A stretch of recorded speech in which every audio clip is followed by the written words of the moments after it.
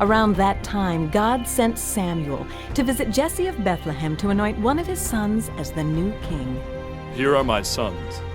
All of them are fine young men. Don't be deceived by their appearance or height.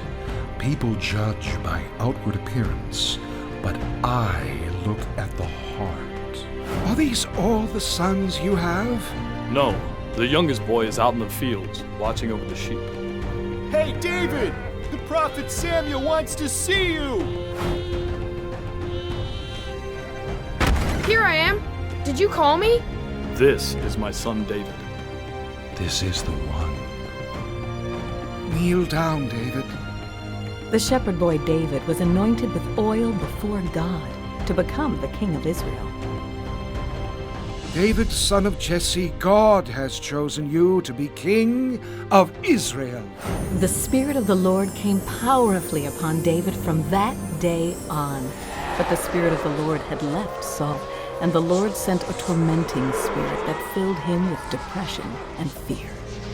My lord, one of Jesse's sons from Bethlehem is a talented harp player.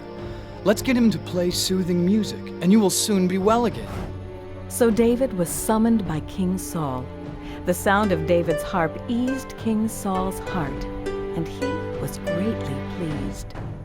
Now the Philistines mustered their army for battle against Israel, and the armies faced each other on opposite hills. Doesn't Saul have any decent fighters at all? What a bunch of sissies! Choose one man to come down here and fight me. If he kills me, we will be your slaves. But if I kill him, you will be our slaves. When Saul and the Israelites heard this, they were terrified and deeply shaken. Your Majesty, the giant, Goliath, is daring any man to come out and fight him. I'll give a reward to anyone who kills him. We don't stand a chance against a monster like that. I'm not going. Why don't you go? No way! He'll finish me off in no time. Who is this pagan Philistine anyway? That he is allowed to defy the armies of the living God? Go back and tend your sheep. I can fight this Philistine with the Lord's help. Don't be ridiculous! There's no way you can fight him and win. You're only a boy. But David persisted. Your Majesty, please allow me to fight against Goliath. You mean, you really want to? But you're only a child. And that soldier is many times your size. He's been a man of war since his youth. I've taken care of my father's sheep and goats. I've killed lions and bears when they've attacked my flock. I'll do the same thing to this pagan Philistine. The Lord who rescued me from the claws of the bears and lions will rescue me from him. Huh? Do you think I'm a little dog that you come at me with a stick? Come over here and I'll tear you to pieces. Har, har, har!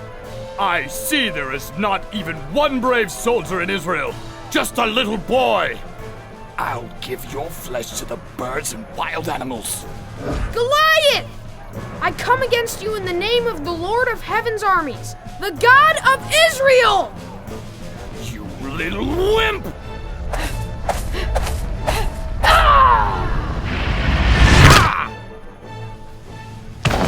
When the Philistines saw that Goliath was dead, they turned and ran. The Israelites gave a great shout of triumph. David continued to succeed in everything he did. Saul made him commander over the warriors. The women from all the towns came out and welcomed them as they returned from war. Saul has killed his thousands. And David, his tens of thousands. What? They credit David with 10,000s and me with only thousands. Next, they'll be making him their king. Jealousy and anger toward David grew in Saul's heart. Saul was afraid of David and urged his servants to kill him. So David fled.